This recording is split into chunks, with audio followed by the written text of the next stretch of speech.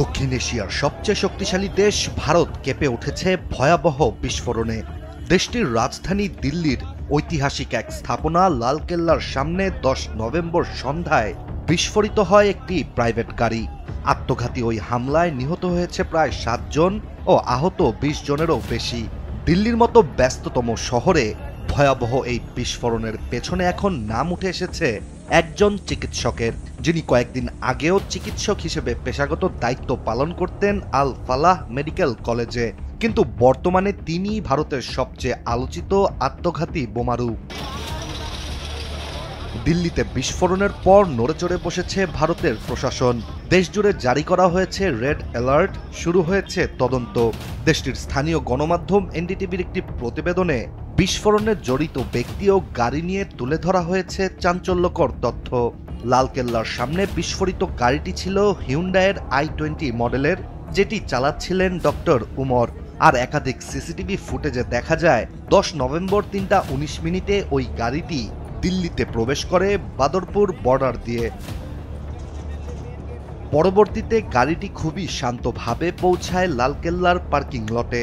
সেখানেই 3 ঘন্টারও বেশি সময় গাড়িটি দাঁড়িয়েছিল, কিন্তু চালক, যাকে সন্দেহভাজন আত্মঘাতী হামলাকারী হিসেবে চিহ্নিত করা হয়েছে, এক মুহূর্তের জন্য গাড়ি থেকে নামেননি। এরপর বিকেল গড়িয়ে সন্ধ্যা হওয়ার পর 6:52 মিনিটে হঠাৎই ঘটে বিকট বিস্ফোরণ। এদিকে ভারতের পুলিশের হাতে রয়েছে এমন কিছু তথ্য যা পুরো দক্ষিণ এশিয়াকে হতভম্ব করে দিয়েছে। দিল্লির এই বিস্ফোরণের আগেই দেশটির ফরিদাবাদ ও জম্মু কাশ্মীরে ধরা পড়েছিল একটি হোয়াইট কলার টেরর মডিউল, যেখানে উদ্ধার করা হয় প্রায় 2900 কিলোগ্রাম বিস্ফোরক পদার্থ ও একটি AK-47 রাইফেল গান। পুলিশের ধারণা, উদ্ধার হওয়া বিপুল বিস্ফোরক পদার্থের কিছুটা দিল্লির বিস্ফোরণে ব্যবহার করা হয়েছে। আর ওই ঘটনাতেও আরও 2 জন চিকিৎসককে গ্রেপ্তার করা হয়। পুলিশের তদন্ত অনুযায়ী ওই 2 চিকিৎসকের গ্রেপ্তারের খবর শুনেই প্যানিক করে সন্দেহভাজন উমর ফরিদাবাদ থেকে পালিয়ে যান। মাঝপথে বুঝতে পারেন হয়তো সব শেষ। আর সেই ভয় ও আতঙ্ক থেকেই হয়তো নিজের গাড়িতে থাকা বিস্ফোরকের ট্রিগার টিপে দেন উমর নিজেই, যার মাধ্যমে মুহূর্তেই একটি সাধারণ গাড়ি পরিণত হয় আগ্নেয় গোলায়।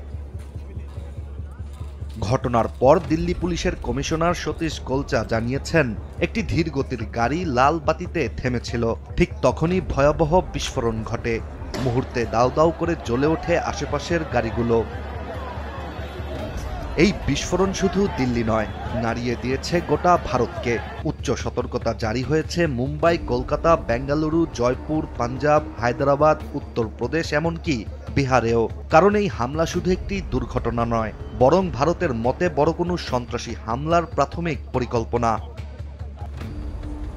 ইশতিয়াক হোসেন, দেশ টিভি।